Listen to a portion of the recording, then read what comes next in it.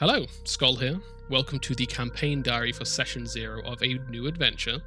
Alongside the Abomination Vaults and Crown of the Kobold King, myself and 3 players will be playing the Fall of Plaguestone standalone adventure. Fall of Plaguestone was the first adventure that Paizo released for 2nd edition Pathfinder back in 2019. In theory, it is a perfect first adventure for GMs and players who have experience with fantasy settings and games, as it entails a great many of the classic fantasy tropes that we love in our fantasy stories. However, this is kept from being the case due to the combat being particularly nasty for a first time group, and the amount of work that a GM might have to do to fix the adventure. The adventure begins at level 1, and during 3 parts will take the characters up to level 4. Aside from the difficulty issues which we'll address, Fall of Plaguestone is a pretty well loved adventure by many of people in the community, and if the excellent beginner's box wasn't a thing, I could see the appeal of this adventure being a stepping on point to Pathfinder 2nd Edition. It includes its fair share of combat and roleplay, which will ease new players into the game, as well as including hazards, a chase scene, some exploration and detective work, and most importantly, an intriguing story that leaves your players always excited for the next breadcrumb. It really encompasses the best bits of low level adventuring, provided you as a GM are comfortable running things in a bit more of a free form way. In this first campaign diary, I'm going to introduce you to our 3 heroes, overviewing their builds so that you know what you can expect from them, and then I'll go through the planning and adjustments I've made to both fix that problematic difficulty and also create a more concise story, as a common complaint is that it feels like the story does a sudden 180 halfway through. Essentially, we're just going to work on teasing that shift earlier in the adventure. I should point out that both my players and myself are still new to Pathfinder, so you shouldn't come into this expecting to necessarily learn the rules of the game or get a perfect strategy for combat. Instead, these campaign diaries will offer insight into GM prep and running, or let you just enjoy the story without needing to commit hours and hours into an actual play show. Or maybe you're just considering jumping into Pathfinder 2nd Edition and want to get a gist for the game. Whatever your reasons, I hope you enjoy this series, and I appreciate you spending your time with me here. Let's begin by looking at our heroes. The first thing I did to offset the difficulty was allow our characters to be built with a starting gold amount of 25 GP instead of the usual 15 GP for level 1 characters. This will help account for not only the overtuned encounters in this adventure, but also the lack of a 4th PC, as it gives them a bit of money that they can put forward to initial potions or better armor. As with all content I run, this adventure will be tied to the overarching unlock system I've been using. That means that certain player options are unlocked behind the choices our heroes make in-game. As you can see on this webpage I've created, there are a few unlocks up for grabs from this adventure, as well as being given access to anything the main group has unlocked from Abomination Vaults. Now, allow me to introduce you to Misha, our catfolk bard. Misha is a young catfolk girl, but Caravan is her home and every member her family. She's an open and light-hearted girl who loves to listen to stories and retell her own version of them. Her family is the most important thing in the world for her, which is why she would do anything to help and protect them. Misha is picking up the role of support in our little group of budding heroes, but not of the group's healer, on account of her wisdom dump stat. Her catfolk ancestry feat is Cat's Luck. This allows her to re-roll a reflex saving throw once a day. With the amount of alchemical bombs and elemental animals in this adventure, this is probably going to get a lot of use. Thanks to her background as a teamster in Bort's caravan, she has the train animal feat. This allows her to teach an animal a basic action, either from a list or something unique. With the prevalence of animal type creatures in the adventure, this should come in quite handy.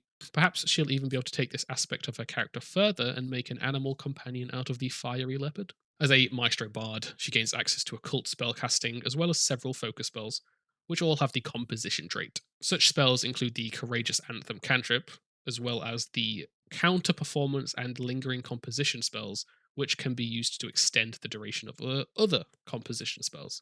Misha seems like she'll be a warm, caring ally to her party members, and I look forward to seeing how she handles the tragedy her family are about to experience. Our next hero is Namari, the Eruxi champion.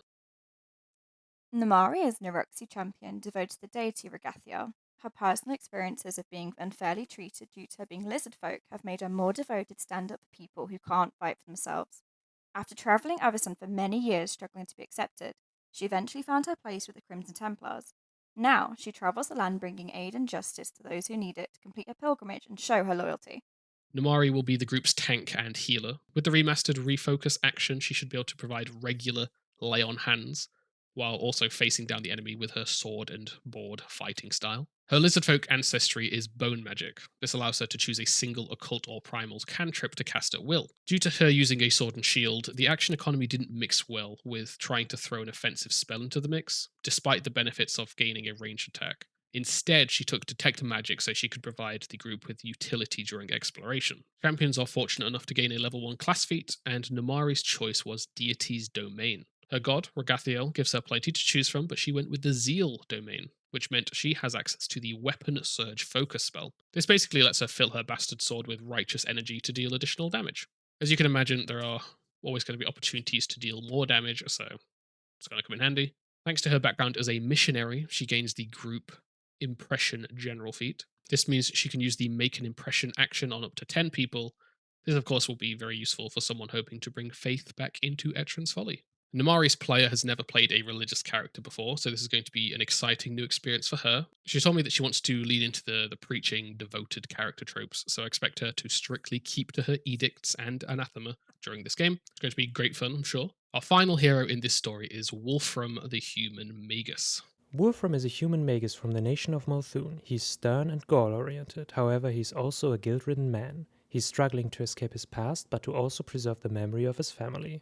Wolfram will be a good source of DPS for our group, mixing magic and melee to smash through their foes. They've chosen the Twisting Tree Study, meaning a staff will be their weapon of choice. Their human ancestry feat is Natural Ambition. This allows them to select a class feat at level 1, which is something mages usually don't get. He took the Magus' Analysis feat, which means that when he makes a successful strike, he can follow it up with a +1 Recall Knowledge check.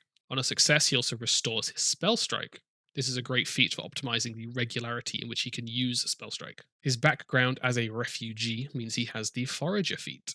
This feat allows him to perform better when subsisting in the wilderness, as well as providing for up to 4 creatures. This is a nice feat to have, although I don't see a huge amount of use for it in this particular adventure, on account of the easy access to food and drink from the feed mill. Thanks to their heritage as a battle-trained human, they do get the Die Hard feat as a bonus feat. This is a super nice and simple feat that increases the maximum dying condition you can have to 5 before actually dying.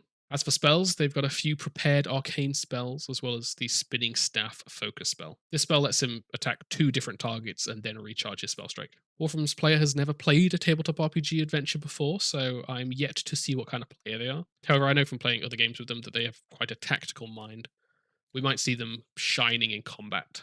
Hopefully they can get into character quickly and give us some fun roleplay based on their tragic backstory. And so, they are the heroes for this adventure. You'll notice we're lacking a thievery-focused hero, and indeed, none of them are even trained in thievery. There are a handful of hazards in this adventure, and while I did initially consider swapping them out, I've decided to leave them as is because I want to see how they deal with them. Perhaps they'll surprise us and think of some clever ways to circumnavigate them.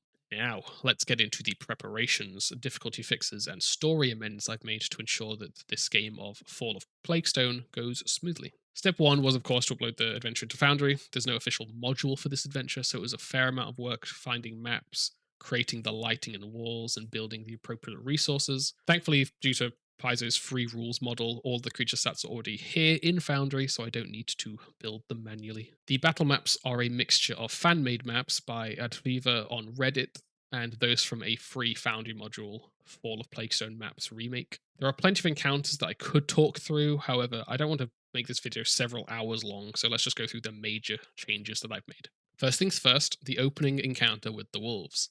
It's bordering on being too difficult for a party of 4, so when it's just our 3 heroes, obviously it needs toning down. What I've done here is reduce it to 2 mangy wolves and given the caustic wolf the weak template to drop it to level 1. This means the fight is still severe difficulty at 106 XP, but it is much more manageable. I've also positioned Ulf and Ulf nearby in case things look like they're going bad. For the grizzly bear encounter at the rosemary bushes, I've simply swapped it out for a black bear instead. This is still scary enough of an encounter, but it's much less likely to one-shot them. At Trin's house, I wanted to re-tease the messed up elemental animals ahead of the sudden switch to that storyline. With all that might have happened since the caustic wolf, the players might have forgotten about it or not have understood how strange that is. To this end, I've swapped the angry boar with a lava otter.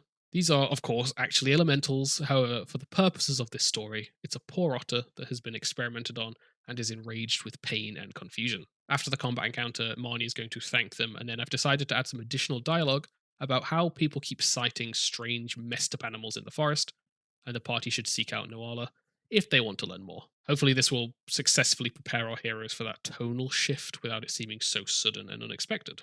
At Hal's hideout, much has been left the same, except 2 of the 4 hounds have been given the weak template to ease up the difficulty, and 1 of the spear launchers from the final room has been removed. In the den, all creatures have been given the weak template to account for the missing 4th character, but it's otherwise the same. The pen hasn't had many changes to encounter design.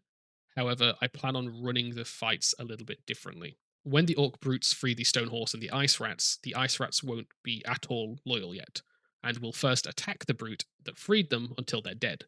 This means that the party will have more time to dedicate towards the remaining orc and the horse before having to worry about the rats. Next, the fiery leopard is not going to flee if they help it. Instead, it's going to stay by their side for the entirety of the pen area, helping them get revenge on what was done to it.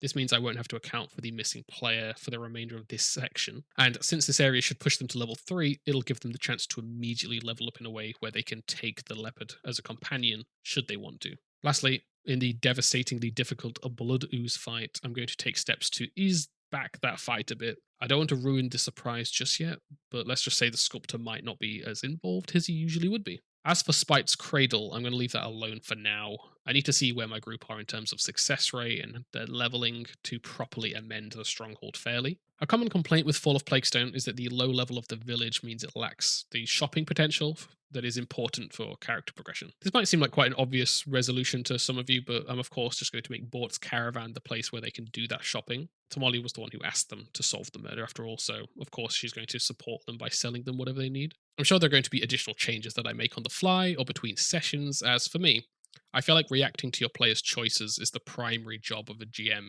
if you want to make an immersive and engaging story. If the players just stomp through everything, maybe I'll remove some of those weak templates. If they seem unhappy with getting so many alchemical items as loot, I can swap them with talismans or weapons. As always, I'm going to take this on a week-to-week basis, changing the story or encounters when needed. I'm recording this video a while off starting this adventure, so if you're watching this before the actual campaign diaries release, then, go check out the Abomination Vaults campaign diaries or Crown of the Kobold King in the meantime. They're really fun and have helped me greatly in finding my style for these videos. Plus, we've got a really engaging story going on at the moment, and there's lots of GM tips that you could apply to your own games. That's it for this video. Please look forward to the upcoming campaign diaries. I'm really excited to run this adventure. Like, subscribe, comment, all that stuff. I hope you have a great day, and I'll see you soon.